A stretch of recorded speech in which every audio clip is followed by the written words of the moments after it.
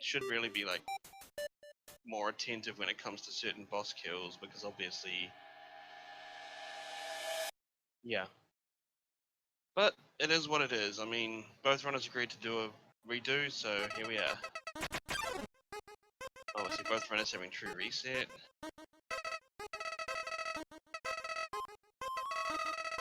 Yeah.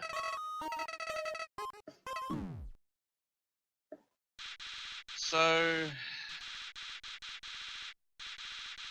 for anyone that's come in that doesn't really know what's going on, this is a do-over of the first attempt of the race.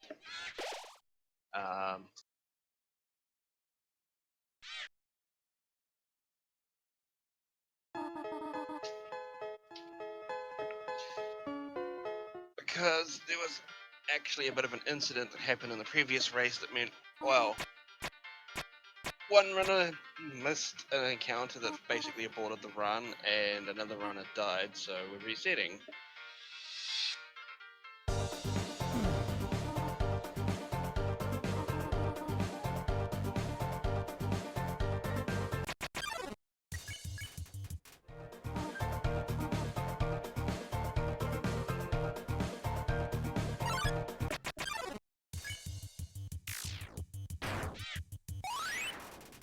Okay, so both runners getting the frogger kill this time.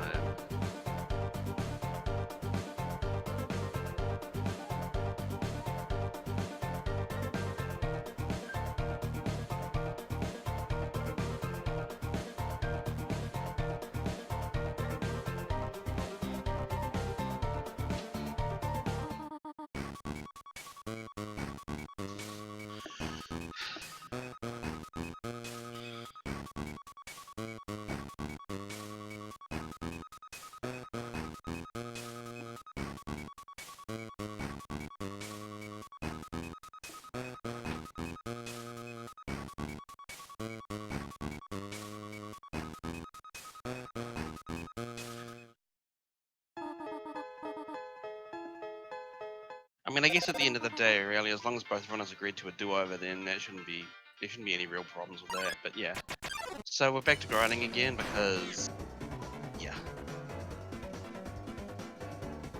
I'll leave the music as it is for now, but obviously if there's too much of a change coming up, then I will obviously put it back.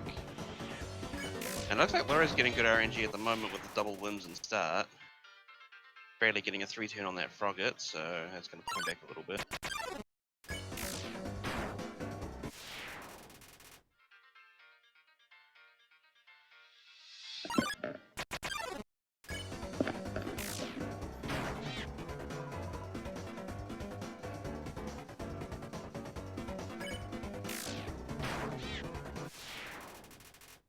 So yeah, Laurie's exactly one encounter ahead at the moment.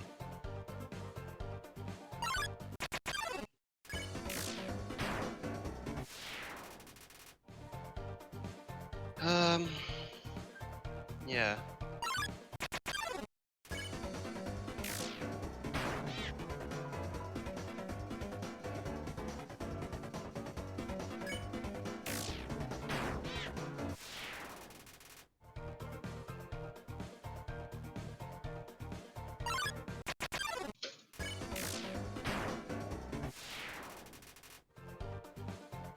So Bradley's just about caught up.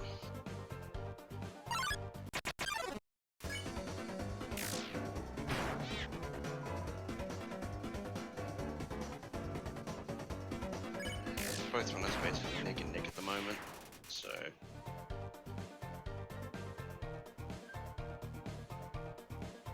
Yeah, Laurie moving a little bit early there, I don't know what that was about, but...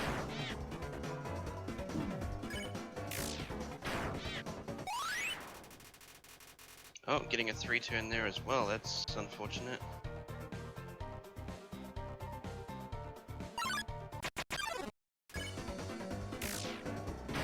I don't know why Laurie's moving horizontally, since you want to be right by the room transition zones to maximize encounter efficiency.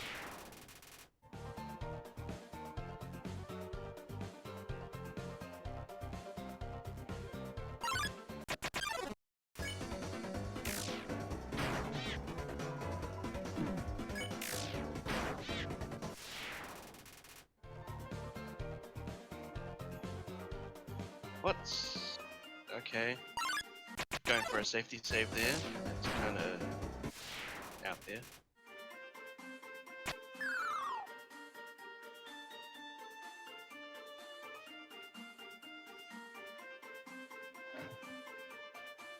Bit of a different encounter grind strategy here from the runners, but... So Bradley getting the wins in at 12, Laurie getting the frogget. Still could be anyone's game going into the second half though.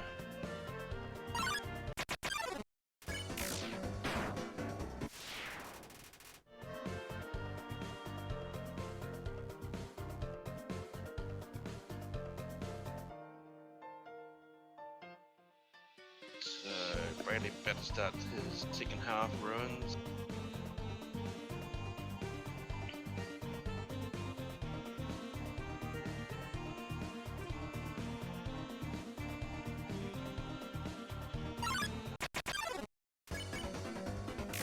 Gets a double frogget first, so not getting the same as last time. Laurie also getting a double frogget.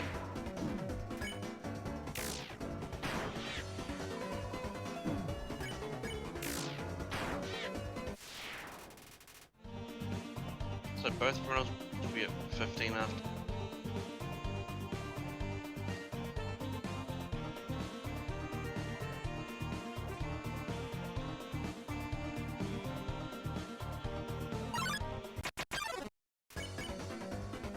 Bradley getting a triple mult there again, so getting the same setup. So he'll be on 18 after this.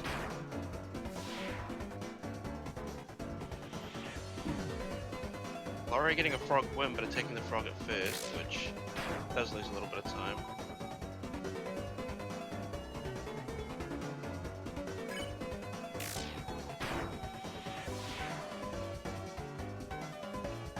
So Laurie wants a triple, Bradley will want a double after this.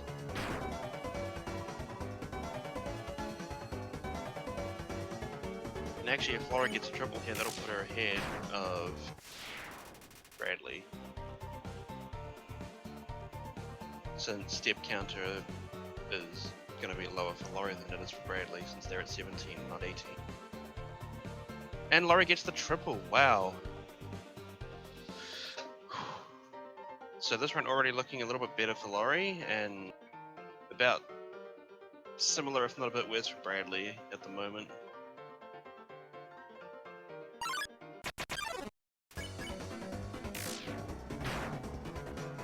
Okay, so Laurie's going to be in the lead, so I'll switch the audio.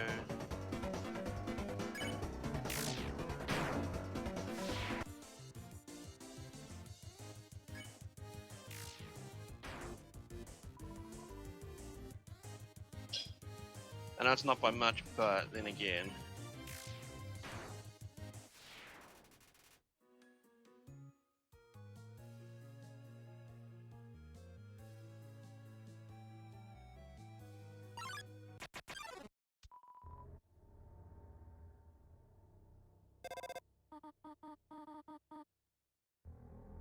Actually, at this point, they're basically tied again, so it didn't really matter to switch the audio, but...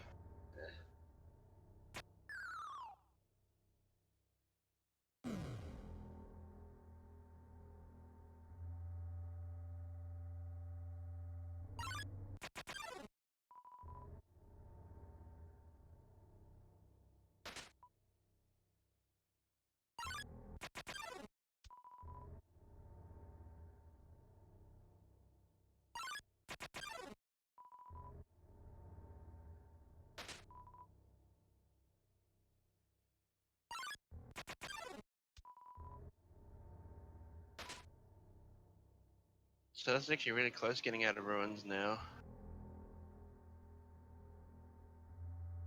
Considering last time I was a lot further apart, so goes to show how RNG can actually influence some of the runs.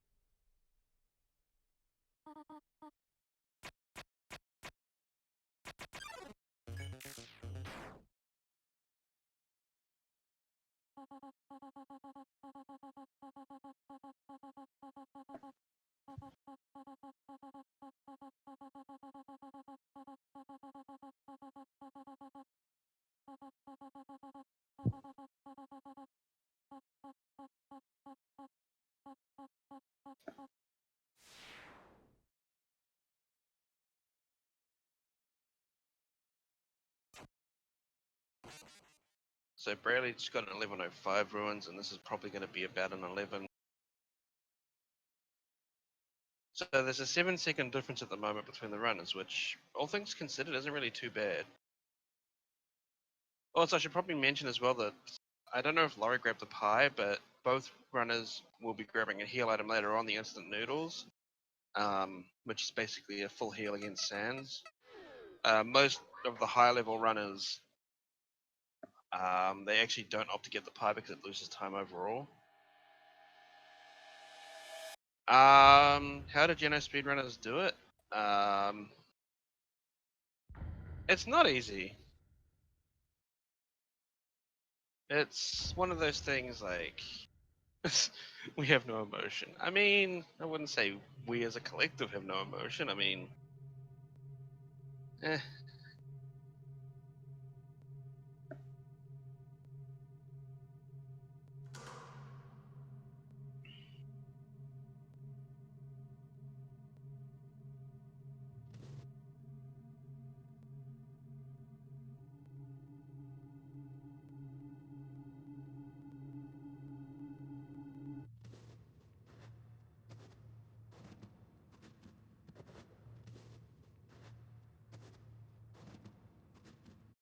Also, it's me, Gunner.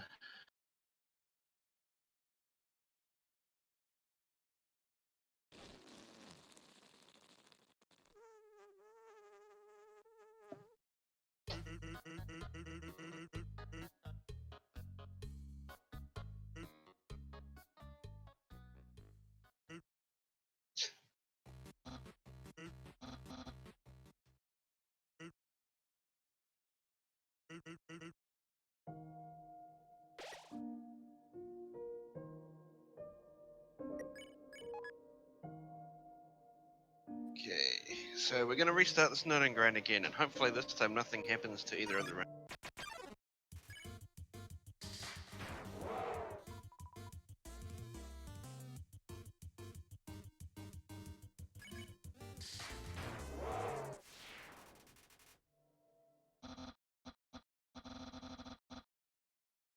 I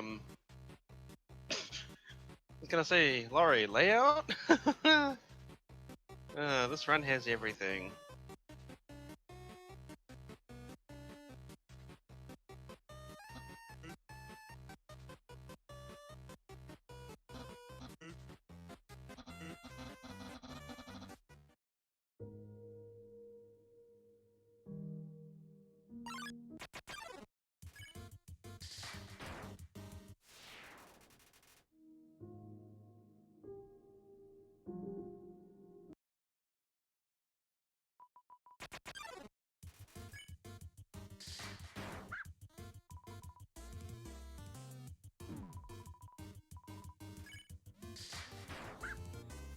Okay, so we didn't miss Lesser Dog this time.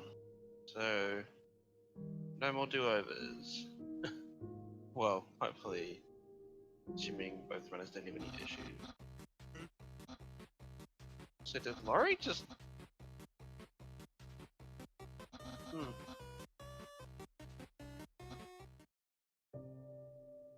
Just one... okay. Yeah, I thought the Laurie missed Lesser Dog.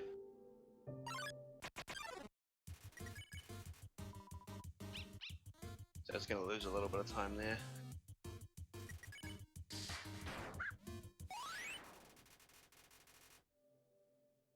Okay. I think I'll switch the audio back now since he's actually a bit of a lead grind.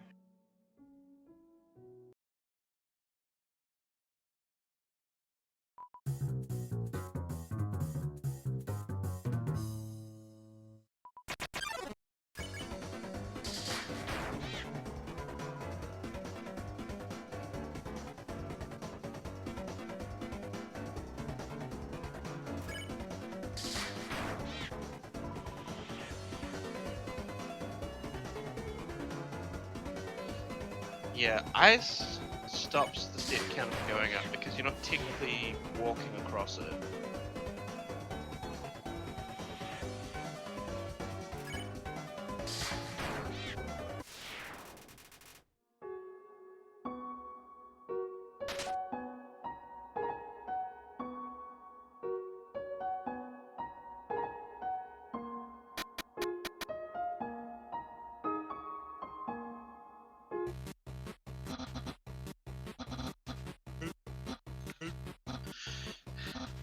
Oh, Laurie attacked dogging me first. That's gonna lose a turn there.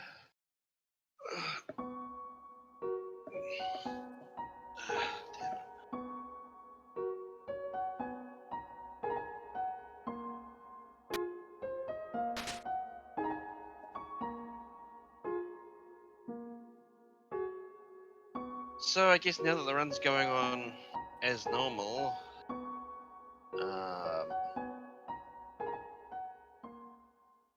I mean, covered pretty much everything up to this point so far. I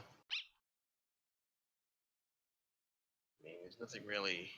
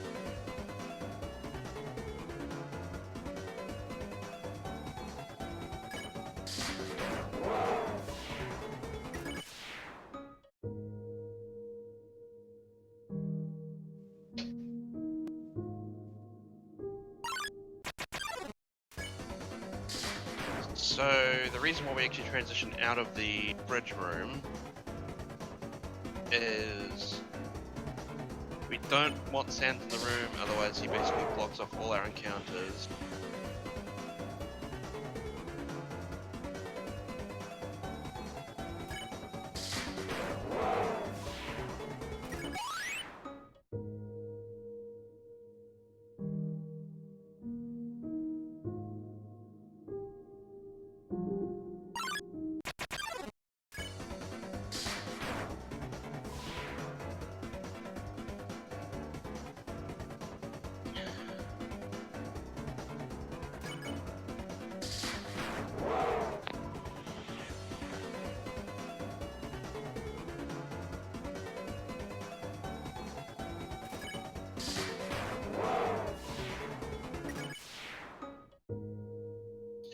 So you notice that the runners are actually sparing Jerry here. So because Jerry's not unique, we can actually spare him without any consequence to the run itself. The reason we do this is because Jerry is a bit of a pain to kill under normal conditions.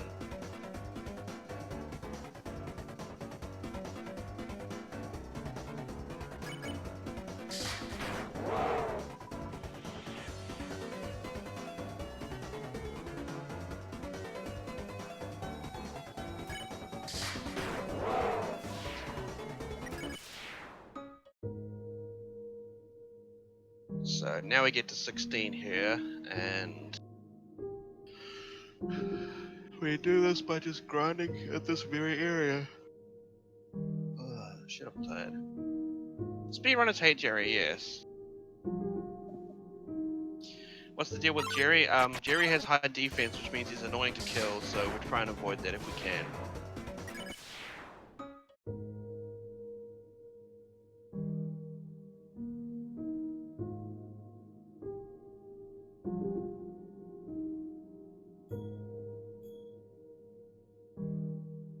Laurie doing a bit of odd moving around, which again doesn't really seem all that. What's the word? Optimal.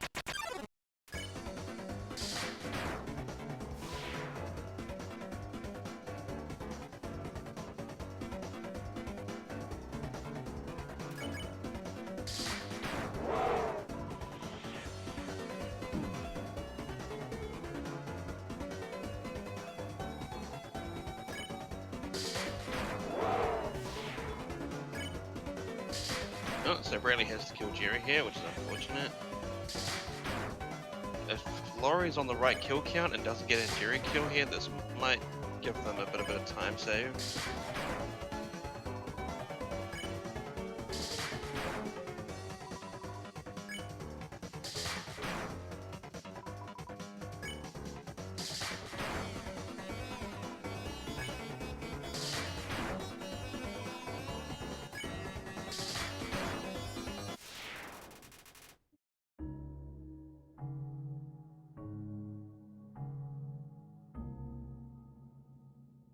So let's see if this is number 16 for Laurie or if we have to do a double Jerry.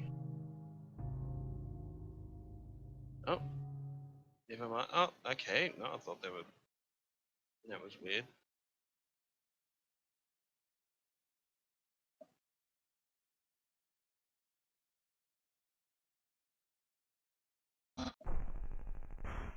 So this is normally what happens in the Genocide run with Papyrus, instead of just us standing there and we get the normal fight sequence. Or whatever you want to call it.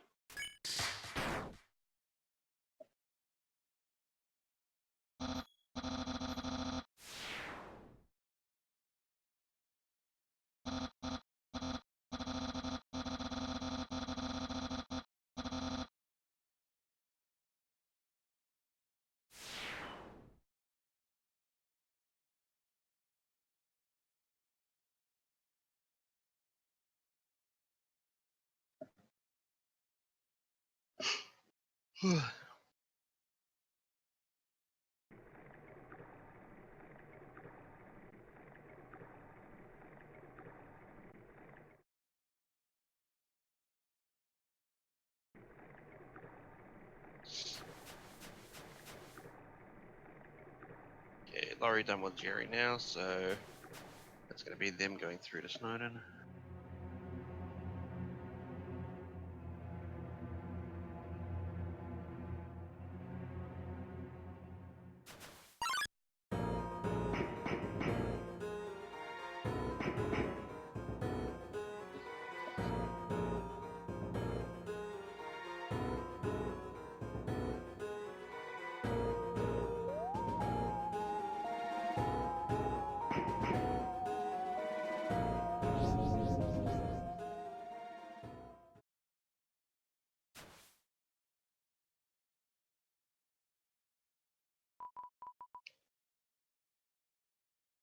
So now we're in Waterfall, and Waterfall is one of the other areas where RNG can be a bit finicky and mess with runners.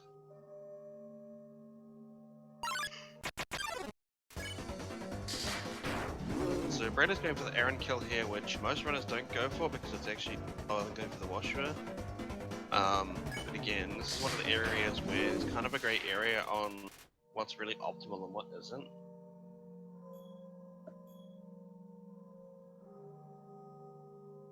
Something that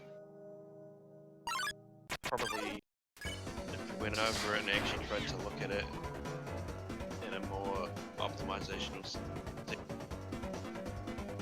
would be interesting to see what was actually optimal for this part.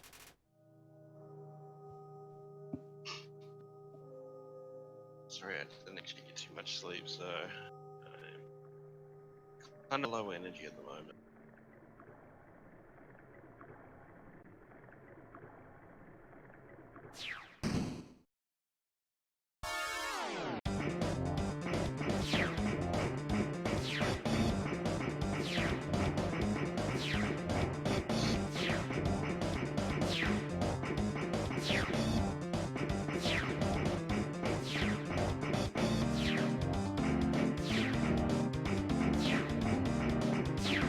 So we're at the first spears cutscene, and there's a little bit of movement basically.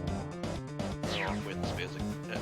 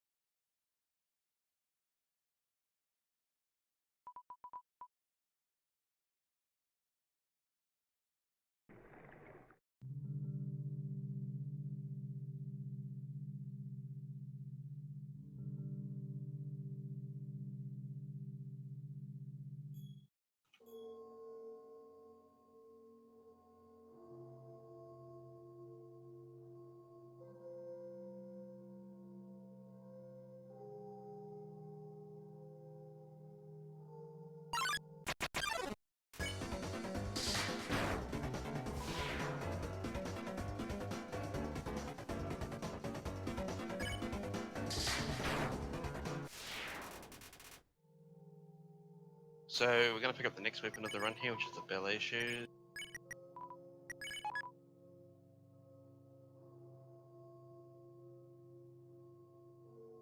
And we see the stick drop, so that's kind of a meme.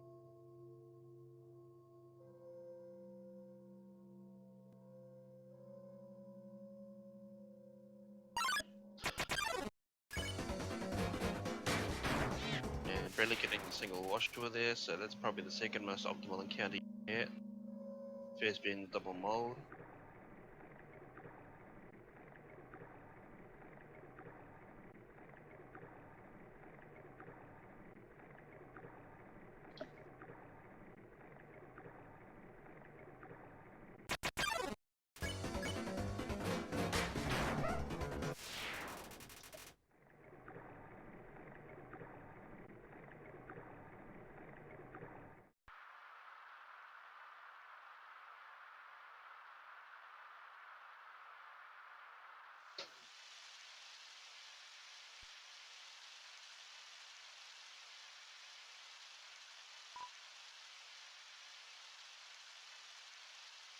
Okay, Laura doing the stick drop a bit differently.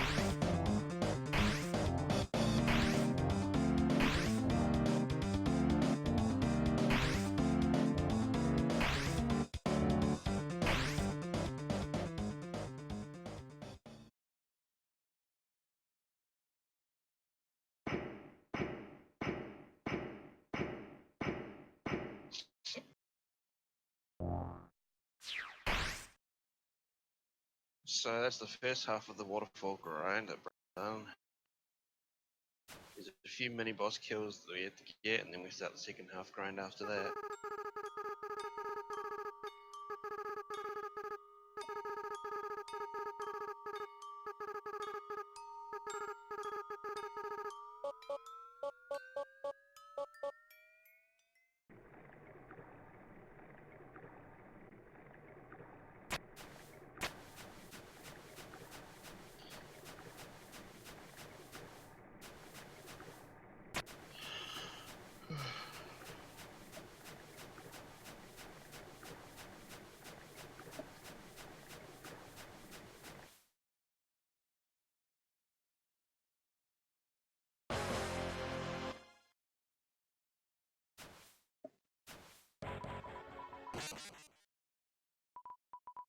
So with Glad Dummy, we actually want to wait it a little bit before actually attack, because if we mash too early, and can actually do less than optimal damage to kill him in one turn.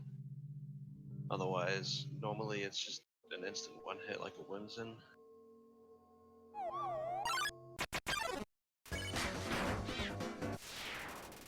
And getting the perfect damage roll on Timmy there, the perfect.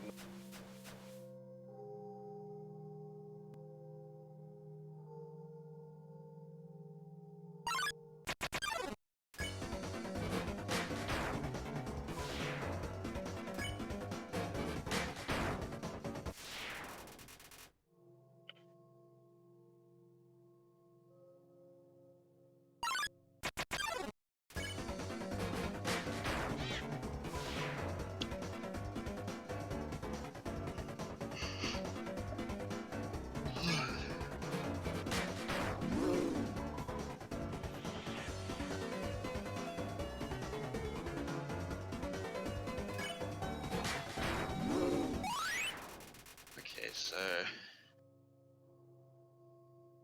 Bradley will be, I think, at. Hang on. I've already lost count of kills. I'm just gonna let it play out. Yeah.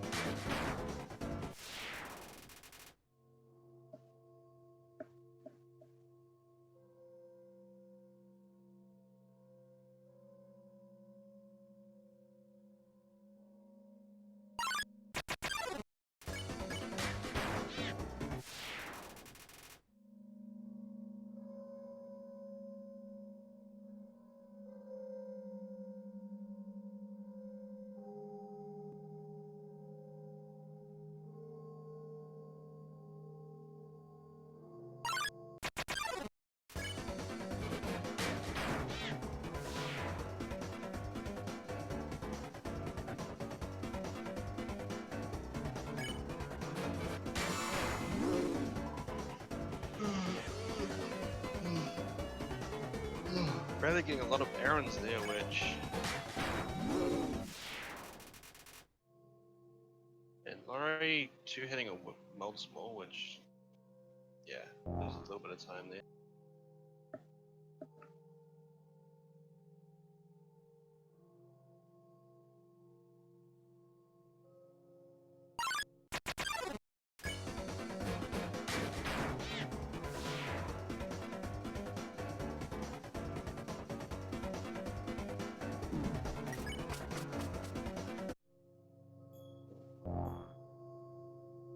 Okay, so I think that's Bradley's finishing encounter there. So with Waterfall, it's actually faster with the last two rooms to get the encounters by walking through the rooms normally. Since the rooms are long enough to get the encounters by that method without having to actually grind for them.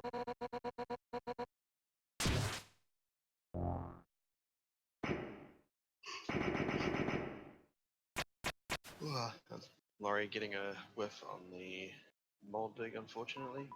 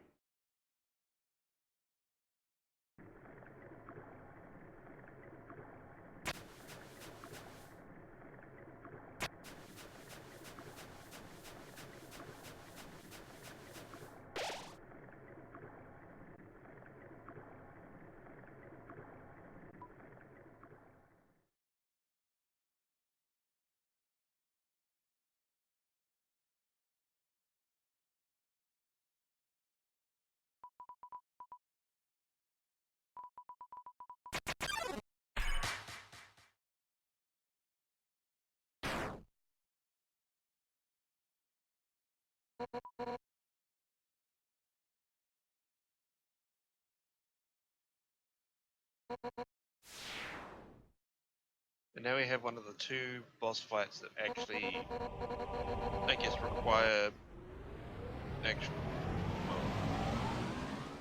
Unlike the majority of the other boss fights where they're shot kills, and that actually has a degree of skill to it, and that you actually have to fight them.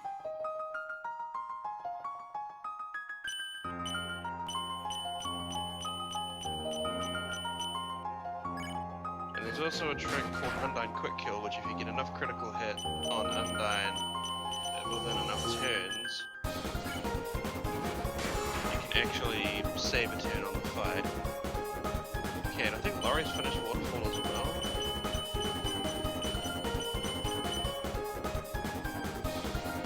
There's actually a trick that comes up here that actually tells you if you've got enough kills or not, because one of the actual echo flowers here say something along the lines of that you haven't done enough to fill the run or something like that. It actually gives you a reminder.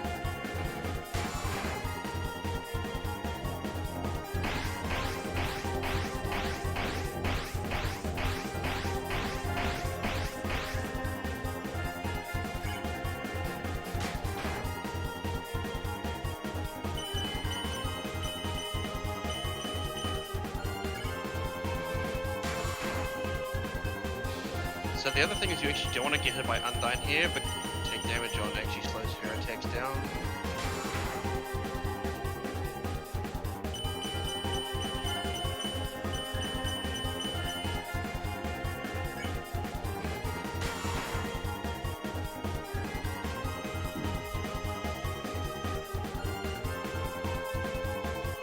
Really getting a bit discombobulated there. Oh, at 8 HP, he's gonna have to be really careful here. Not take any extra damage.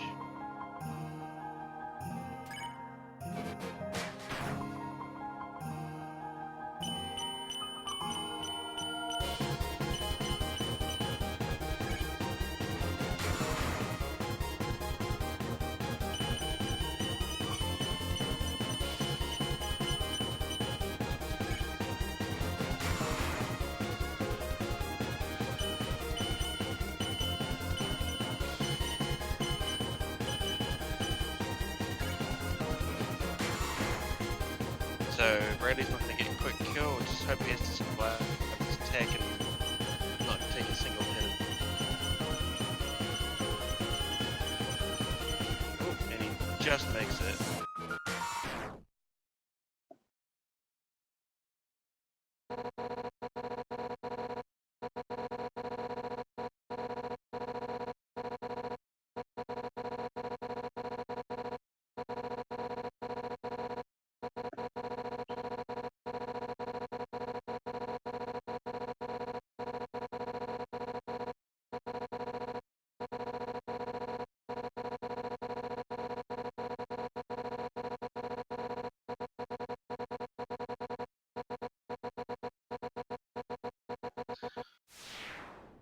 So RNG wise, I'd say Bradley's getting a little bit of an advantage here. Execution wise, it's been kind of close. I mean, getting down to 8 HP on Undyne is usually never fun to deal with, since at that point any single attack can kill you. And obviously with the whole lesser dog thing earlier as well, so. But I mean, hey, it's one of the quirks of the run is that anything can happen.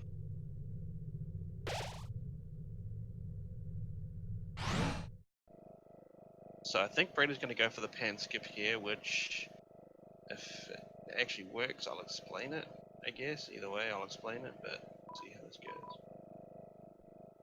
Okay, so he went for the traditional method there, which, so basically you interact with the dog food bag at the same time as you walk into the cutscene trigger based on being at a certain pixel.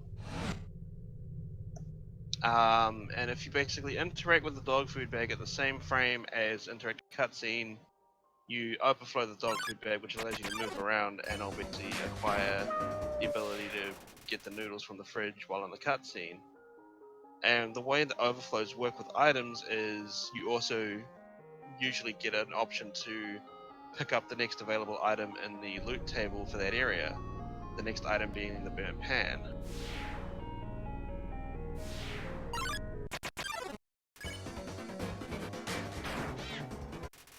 Riley just getting up damage on Silver Plane there. I think it's 80 HP minimum to kill it.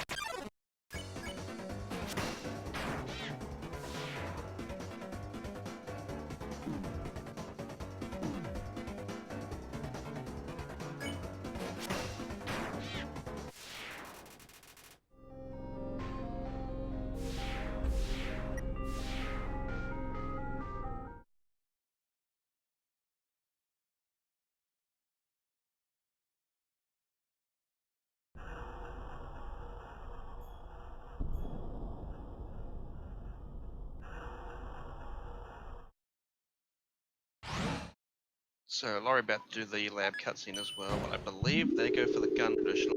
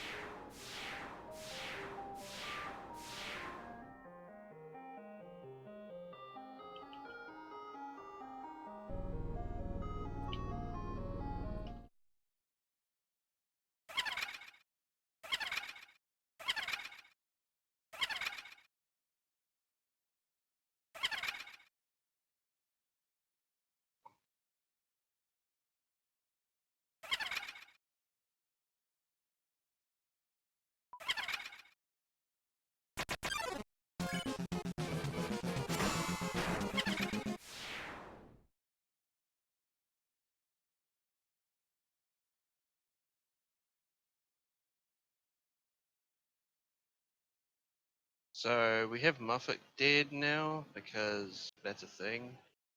One of the few times you actually get to hear any of Spider Dance aside from neutral glitchless or TPE glitchless. So another long cutscene for us to get through that we can't really get through. I don't think the guards can be spared.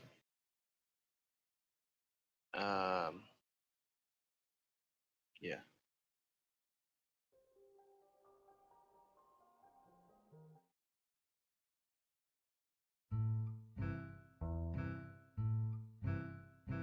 Low percent TPE as well, but then that's one of the more miscellaneous categories that we have.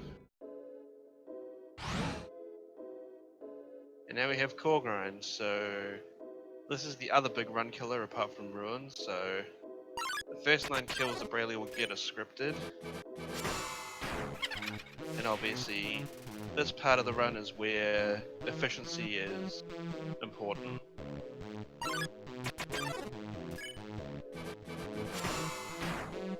Because there are two monsters that you can get that require a quad hit kill in order to one turn them, and obviously with astigmatism you want to get at least a triple crit in order to get a one turn on it.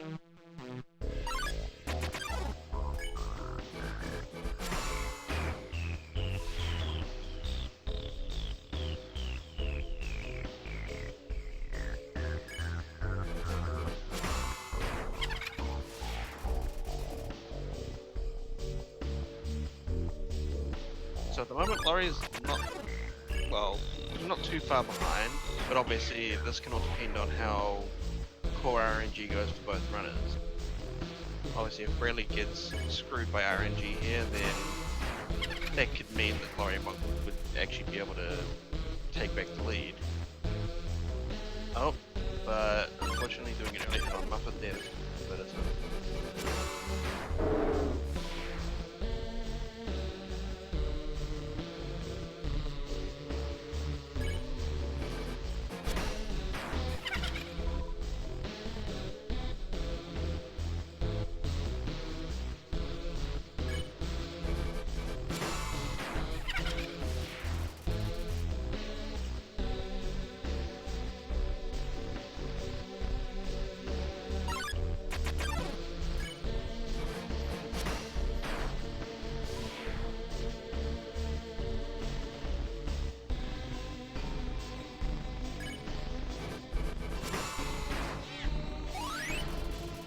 everything for Bradley is random, which means, yeah, more RNG farming.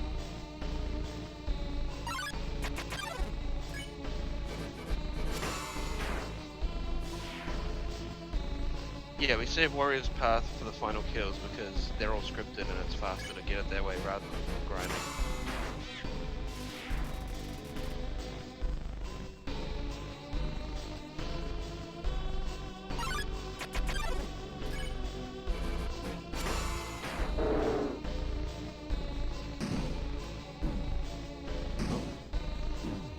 Bradley getting a single for Night Night and then having to two-turn it, which is unfortunate.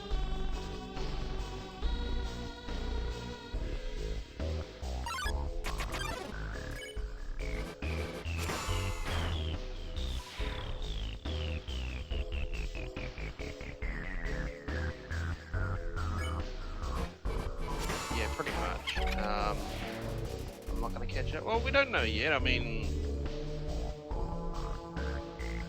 not to put commentator's curse on Bradley, but we haven't seen a lot of singles coming up lately. But no, apart from that, obviously, if both runners get a similar RNG seed, then it's less likely that, you know, Laurie would be in a position.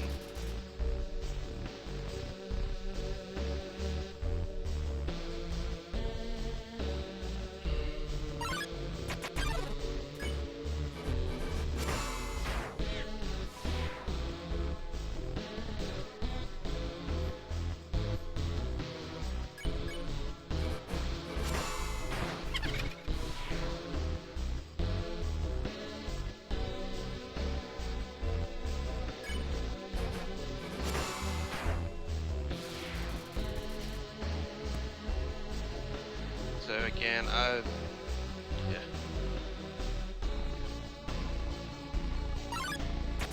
I mean, Sans death is a thing. I mean, we've had a race where the runners died to Sans, but then, I mean, it's, yeah. Also, if Bradley does get low on his HP, and obviously, yeah.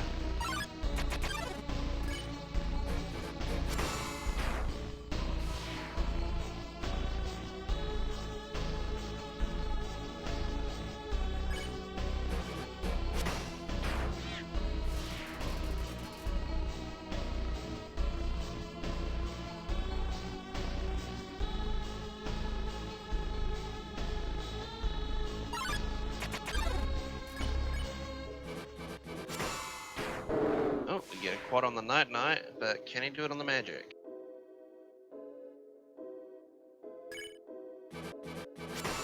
And he does. So I think he's already going up to Warrior's Path now, or he's gonna...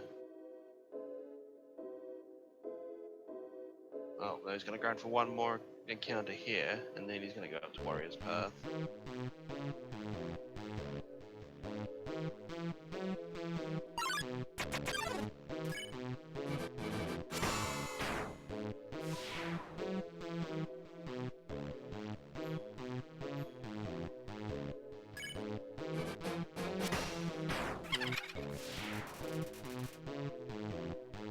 Okay, so now Bradley's going up to the Warrior's Path, which is the last 7 kills that they'll need to get. And then that's core.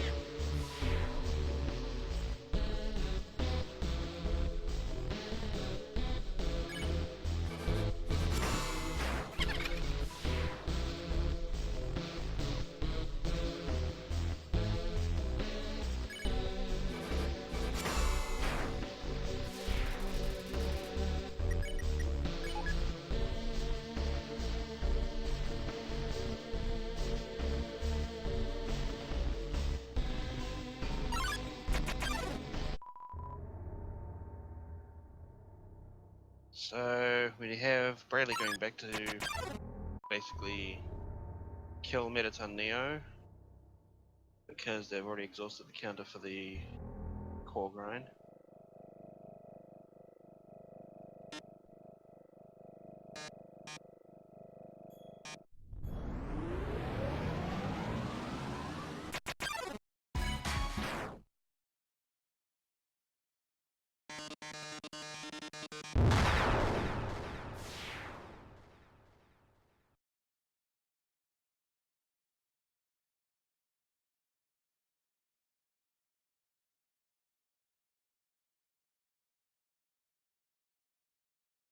Yeah, sorry if my commentary has been a little bit lacking. It's just low energy and shit at the moment, just not really in the best state of mind.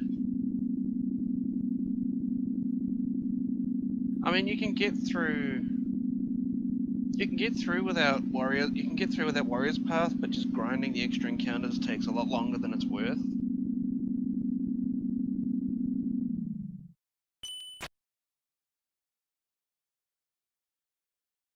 Yeah, you can get through without doing either, but the way it's set up, it's preferential.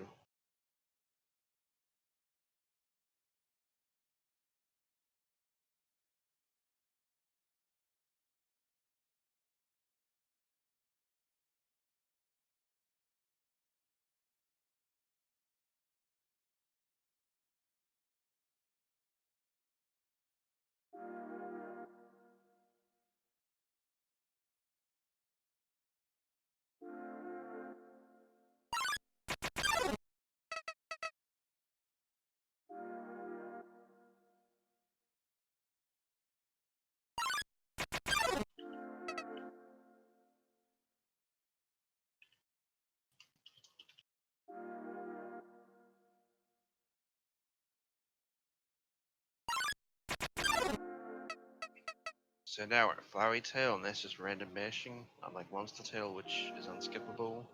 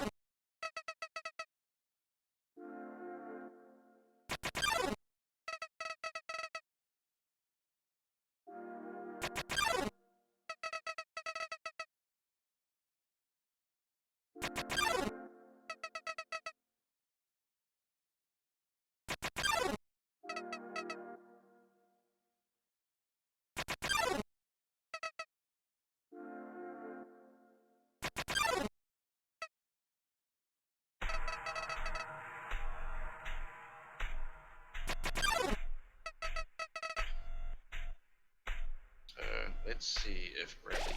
Yep, he's gonna heal. He's not gonna save though. So that's gonna be interesting if he does do the unthinkable here and die to Sands, but obviously feeling pretty confident going into this fight, so see how it goes.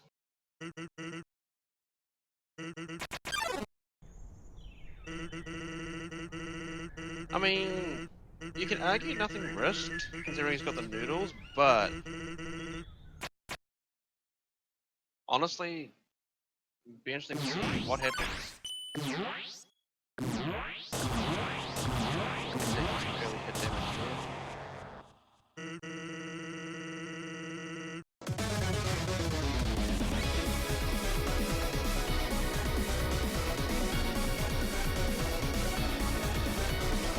We've still got a Mega Lavania remix going on.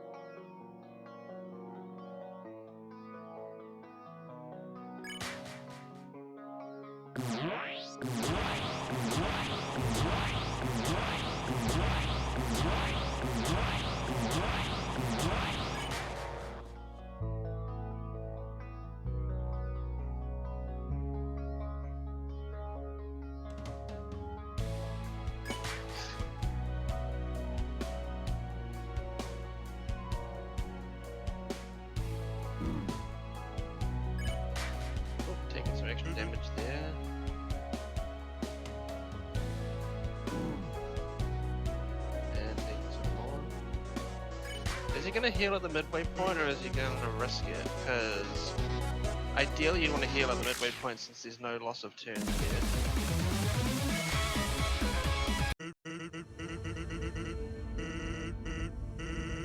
Looks like he is. Or he's doing something there because he stopped advancing the text.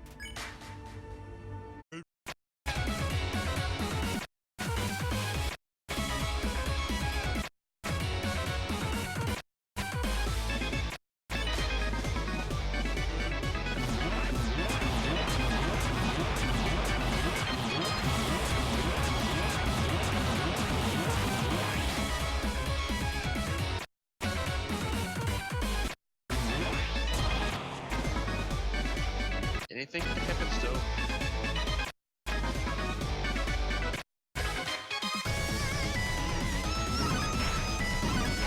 So if I have to take here, the actually hold on for arrow key with the keyboard at once. So I'll use the attack. That makes it better.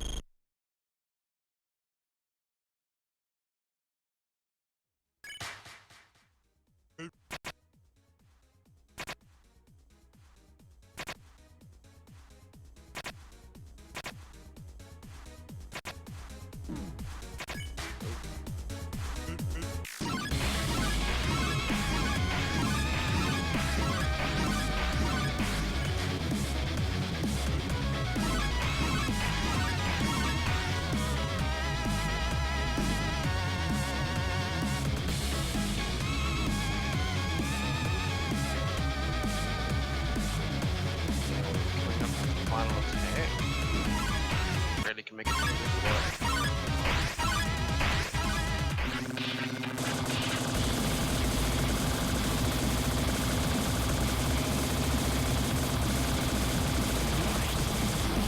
and done.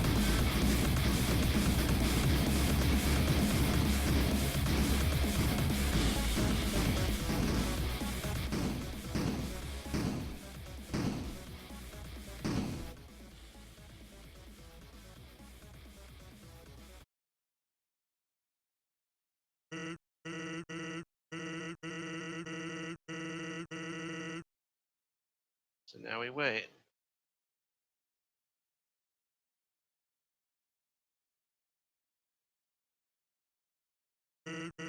Actually, since yeah, I'm just gonna do BRB real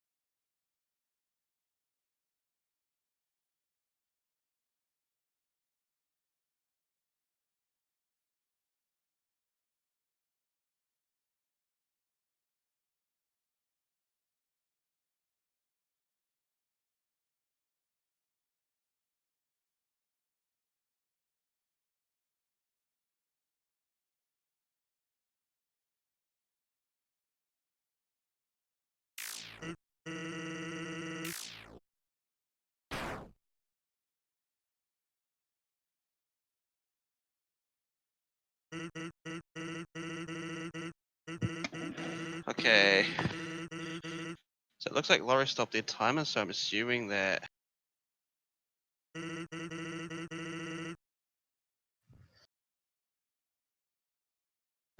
Laurie forfeited?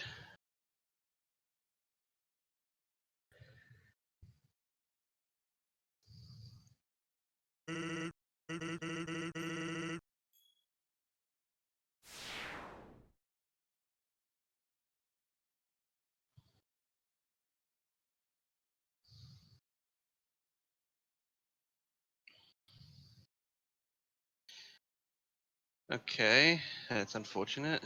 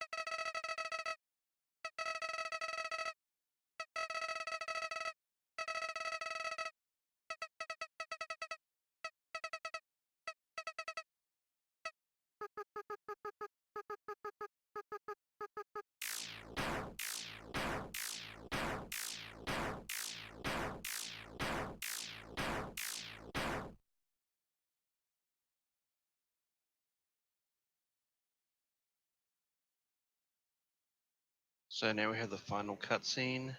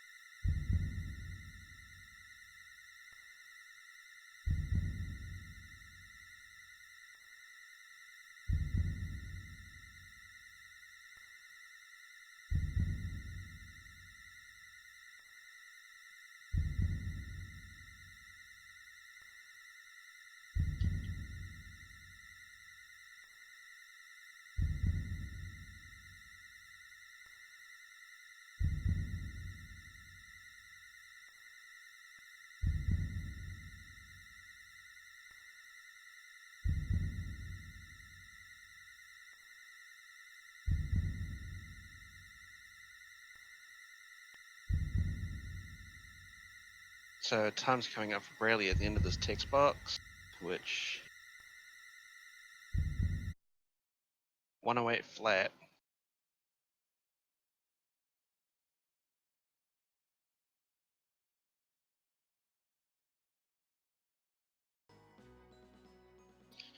And I guess now we're just waiting for the runners to get in here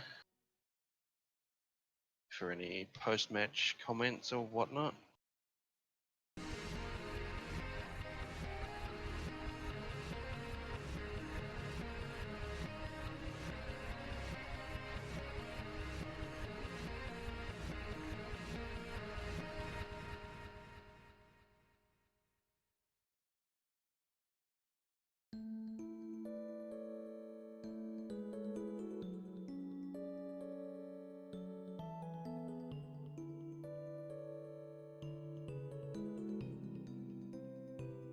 So I don't know if Bradley's waiting on Laurie before hopping in or something, but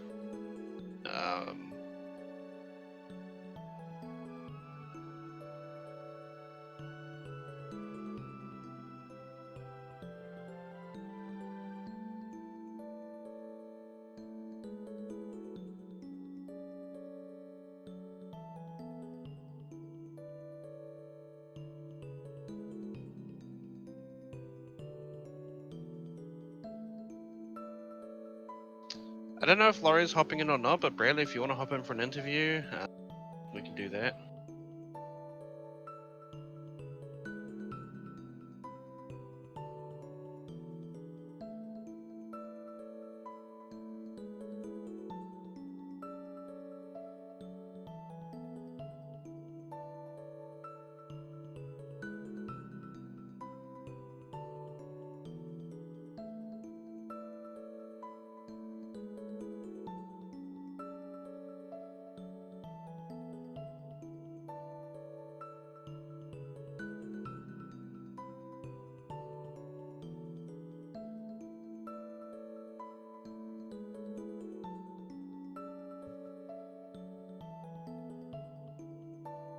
Okay, so Hello. hello. So I guess the first thing we'll go over is the non-event that is the first race. I menu too fast. Yeah, I Let's mean, just say I can't control my left hand. I mean, honestly, because I was actually kind of thinking if you could still save it or not, you could carry on, but obviously with Papyrus it was different and a That's lot of what I things. was thinking. I was just like, wait a minute, why is the music like slow, actual Snowden music? Yeah, I've never heard this before. yeah. I mean, because at the time at that particular time in the race, obviously Laurie was still low HP, but still going at it, and then obviously with Laurie taking the death as well, I think that was sort of the turning point because otherwise, because what would have happened if Laurie hadn't have died at that point would have just been Maybe Lori would have won?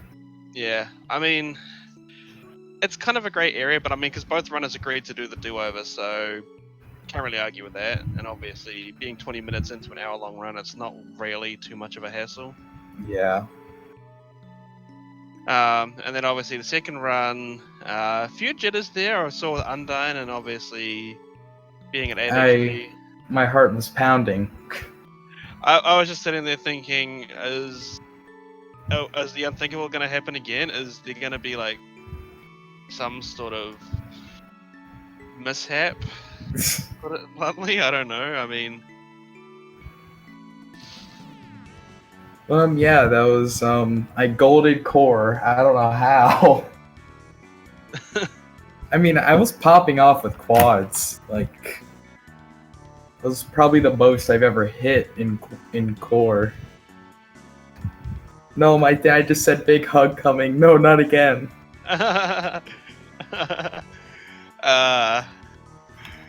just I'd say take it what you can, really. I mean, what's the worst that can happen? I don't know, but my time has improved ever since the beginning. Cause what I get, like the first run, I got like an almost 109. Then I got like a mid 108. Now I have a 108 flat. Am I gonna get a 107 next time? Oh, who knows? Am I gonna PB? Well, with that win, I do believe that's Group E locked up, and I think, aside from a certain runner who I'm not going to name and shame because that runner being myself, having a miscount, I believe that's you topping Group E. Heck yeah, we're gaming. I joined this competition thinking like, yeah, I'm probably gonna lose right away, but it would be fun competing. But I've won against all three of the people in my group. And now we just got to wait until the rest of the group stages are finished. I believe Group B and C are almost done. It's just Group D and Group A. That actually would have PB'd if Waterfall didn't screw me over and I got early burnt pan. Oof. It would have been like a 2x, which would have been amazing. Yeah, it would have been nice to get a PB in that situation, but I mean, that was still a pretty good run. I mean, I would have been happy with a PB that has an 1105 ruins. Yeah, I mean, I'd rather have.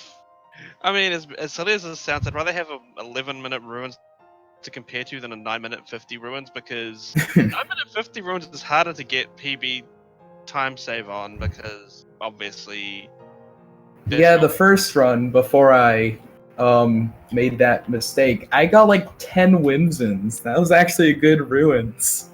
Yeah. I had like a what did I think I had like a 4x or 40, 1040, Yeah. which is really good. Probably my best ruins that I've gotten in this competition. But yeah, that was an extremely good race. Yeah. I guess that pretty much does it, or is there anything else that? Um I can't really think of anything else. I mean, I guess we'll probably wrap this up then, if nothing else, because I think there's a race on at 6 o'clock, so we've got a little bit of time. But I think if we're basically done here, then just give a quick shout out to SpeedGaming for hosting the tournament for us. For the runners today, obviously putting on a good showcase after a little bit of a hiccup. You guys in chat as well for showing up and watching the race and supporting the tournament. Let me just check what's coming up next. So we've I'll got two try races and to move. Huh?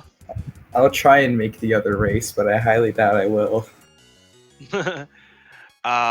So we've got two races tomorrow afternoon. We've got at 2 p.m. Radu versus Shay, and at 4 p.m. Wizard Vapes against Team Live Ben.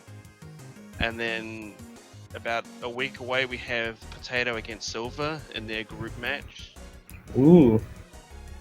So I think that one's actually kind of a winner-take-all match because they're both on 1 win at the moment. Yep. So Yeah, some interesting that's action coming up in Group C. that's gonna be really entertaining.